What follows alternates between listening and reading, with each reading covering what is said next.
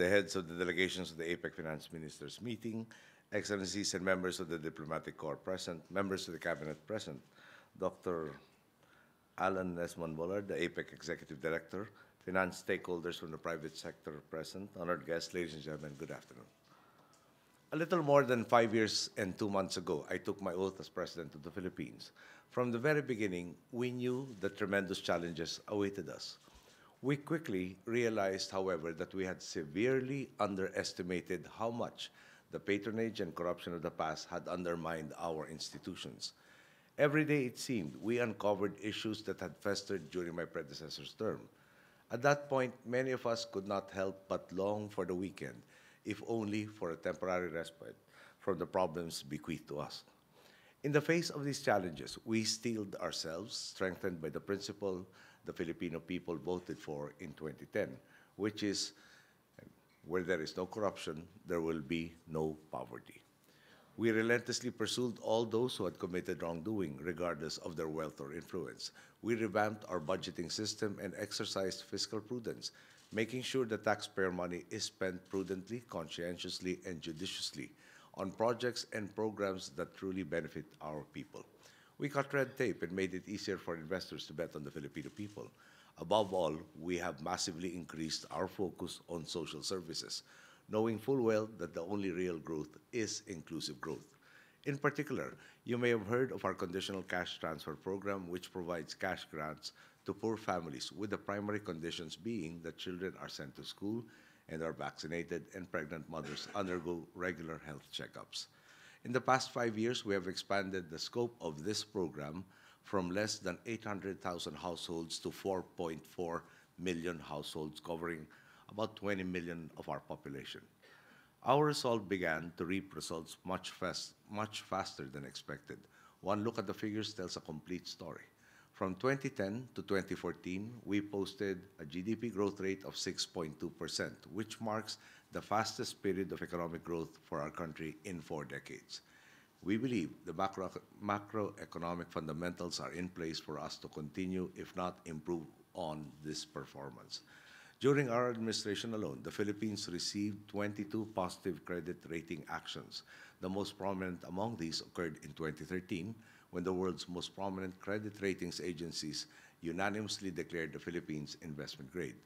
On top of this, the Philippines' credit default swaps have remained one of the lowest in the region. The past 5 years have also seen us climb multiple global measures of competitiveness. We have gone from 85th to 52nd in the World Economic Forum's Global Competitiveness Index, from 144th to 95th in the World Bank's Ease of Doing Business report, amongst many other indices. Naturally, the global community has taken notice that in empirical terms and in terms of self-confidence, the Philippines is stable, able, and resilient. This, ladies and gentlemen, is the Philippine story. I have chosen to share it with you to illustrate that, regardless of the seeming magnitude of the challenge, progress can be achieved sooner rather than later, especially if we work with solidarity, coherence, and integrity. Of course, achieving this on a regional level will entail a greater amount of work, cooperation, and time. But my optimism is shaped by my experience of how a group with a unified sense of purpose can accelerate our shared journey towards prosperity.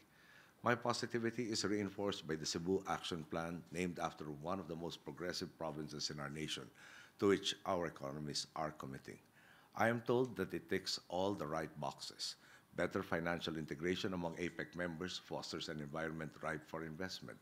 Greater transparency as regards government funds maximizes efficiencies, and more importantly, the benefits enjoyed by our peoples. And a renewed commitment to improve and finance infrastructure will lay the necessary foundations for continued growth. Not to mention, the Cebu Action Plan will also help equip us to respond to some of the gravest threats to our economies in the form of natural disasters, particularly those by the new normal of climate change. 2 months from now, I will be welcoming the leaders of APEC economies to discuss clearer pathways for us to build more inclusive economies towards building a better world. The success of that meeting, however, is rooted in gatherings such as this, where the more technical aspects are forged into policies that public servants can carry out for the benefit of our countrymen.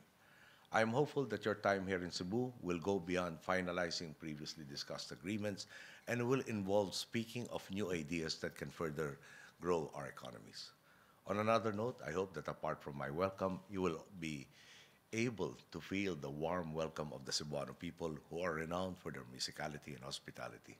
After all, you are in the Philippines, Queen City of the South, and I hope you can take time off your busy schedules to enjoy its pristine beaches, its vibrant metropolis, and most importantly, its people who are living proof that it is indeed more fun in the Philippines. Thank you. Good day.